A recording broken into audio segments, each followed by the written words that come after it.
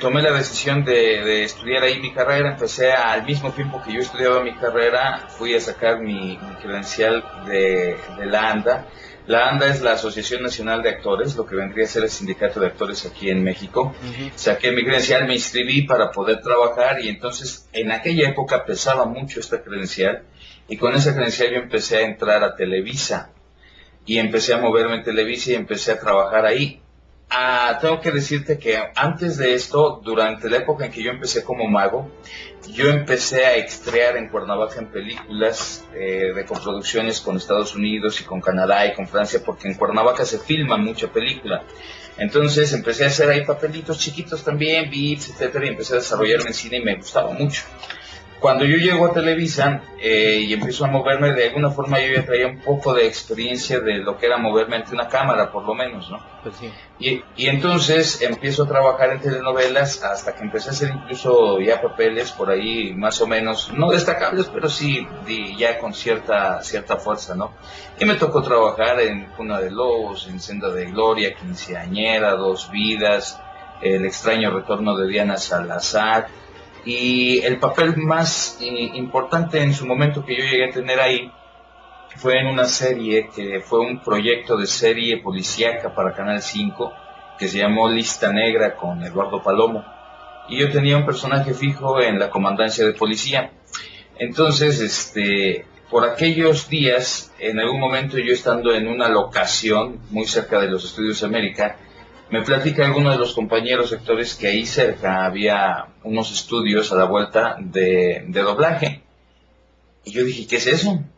Pues ahí donde se le pone voz a las series y todo. Y dije, eso suena interesante, ¿no? Y entonces en un corte a comer me fui a meter a ver cómo era eso. Ahí me recibió alguien a quien aprecio mucho hasta la fecha, todavía vive, tiene más de 90 años, se llama el maestro Álvarez, el maestro Fernando Álvarez. Y fue quien me dijo cómo tenía yo que hacerle para entrar ahí y prácticamente lo que tenía yo que hacer era esto. Entras a la sala, te estás ahí por lo menos 25 horas juntando tiempo entre sala y sala y sala viendo cómo se trabaja. Cuando ya tengas más o menos unas 25, 30 horas viendo cómo se hace esto, le pides a los directores que te permitan hacer una prueba de voz a ver si tu voz funciona y si tú funcionas para esto. Pero resulta que cuando yo junto esas 25 horas y veo cómo se trabaja, pues yo veía que los actores se paraban y hablaban cuando hablaba el mono y se callaban cuando se callaba. Se veía bien fácil, ¿no? Ujú. No tenía mucha complejidad.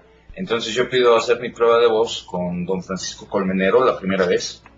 La voz de Papá Pitufo y de muchos personajes de Disney y las narraciones de Disney, etcétera, y me impuso mucho el señor. Cuando me paro a hacer mi prueba de voz, pues yo en el momento de estar ahí en el atril, que yo lo veía tan fácil, ya estando ahí no sabía yo si primero tenía que ver la pantalla, si tenía que leer, si tenía que escuchar, si no supe qué hacer y total fue una barbaridad. Terminó diciéndome el señor Colmenero, vete a tu casa a leer. Y salí de ahí muy triste, todavía me pasé a otra sala, intenté hacer una prueba de voz con otro director que se llama Francisco Reséndez, y me dijo lo mismo, vete a tu casa a leer, hermano. Entonces yo salí de ahí muy decepcionado y sin ganas de regresar porque me había sido relativamente muy sencillo y muy fácil entrar en otras áreas. Yo ya para entonces ya había pisado algo de teatro, ya había hecho cine, ya había hecho televisión y se me había hecho muy sencillo, ¿no? Y yo dije, pues doblaje es más sencillo todavía porque pues no tengo que hacer nada más que hablar. Pues, ¿cuál? Es muchísimo más complicado a nivel técnica, la técnica sobre todo, que hacer cualquiera de las otras cosas, ¿no? Entonces, la realidad es que yo estando ahí en doblaje me tardé aproximadamente 9 meses para que me dieran mi primera oportunidad de grabar un personaje, ¿no? De todas maneras, te habías puesto como meta, pues, entrar al mundo del doblaje. Tú, para haber durado 9 meses, me imagino que practicando y practicando y practicando. Pues mira, fueron 9 meses de estar yendo diario, todos los días, para intentar entrar y ver cómo se hacía. Y entonces, la primera vez yo me fui muy triste, pero al otro día volví a regresar y fue así como un reto. Y dije, pues ahora lo hago porque lo hago, ¿no? Y me tardé 9 meses porque en aquella época era muy difícil entrar, eran círculos muy cerrados, muy complicado, ¿no? pero la realidad es que hubo quien en un principio creyó en mí y me empezó a apoyar en su momento, que fue la familia Toquero, en una de las salas de grabación que pertenecía a la empresa que se llamaba Clasa. Había dos empresas en conjunto entre todas las salas que había en ese lugar que era en la calle de Oruga, número 3. Eran Clasa y Sisa. Clasa era un poco más relajada y Sisa era mucho más cerrada. Entonces el señor Gabriel Toquero me dio la oportunidad, me empezaron a apoyar, a darme personajes pequeñitos. Las primeras series fíjate, las primeras series que yo vi cómo se doblaban, y después, tiempo después, al tiempo tuve oportunidad de hacer algunos papeles pequeñitos en ellas, fueron Dallas, Fama, Invasión Extraterrestre, Camino al Cielo, Flamingo Road, Falcon Crest. Te puedo hablar de muchas, Matlock. Las series más clásicas de los 80. De aquella época, exactamente. Me tocó trabajar en muchas de esas.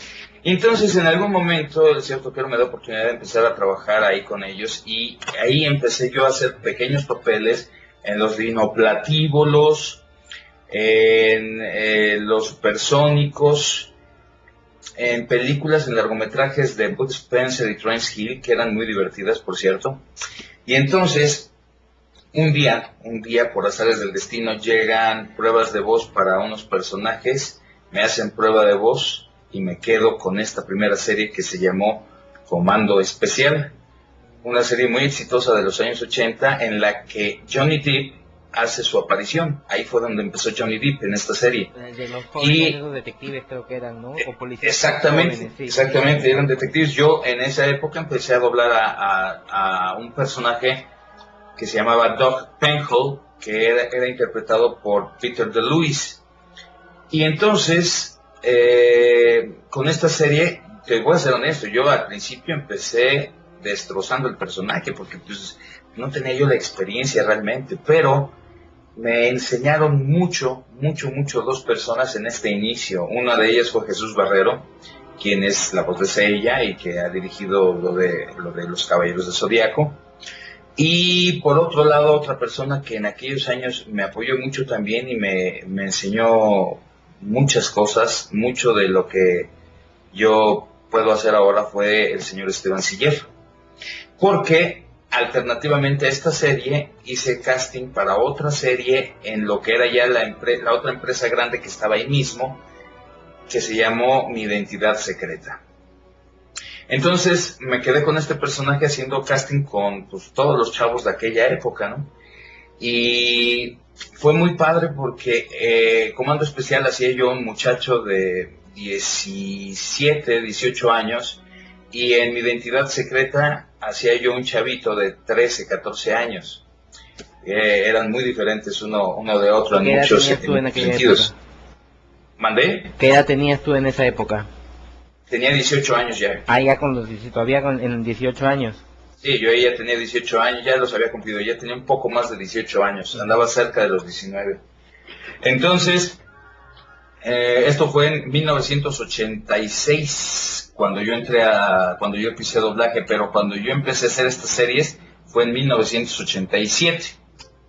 Sí, o sea, en el 86 yo empiezo a hacer mis pininos, pero los personajes ya que me dan por primera vez me los dan en 1987.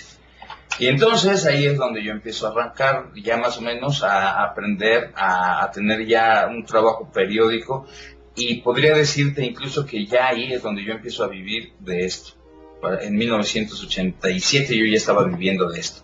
Aun cuando entré en el 86 y empecé a hacer cositas chiquitas, realmente hasta el 87 ya me nivelo. Y entonces ya de ahí empieza toda la pues cascada de personajes que he tenido el honor y la oportunidad de hacer hasta este momento, ¿no?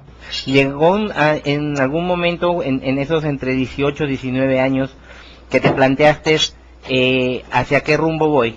¿Me quedo con el doblaje o me dedico más a la actuación frente a las cámaras? Claro, de hecho hubo un momento en que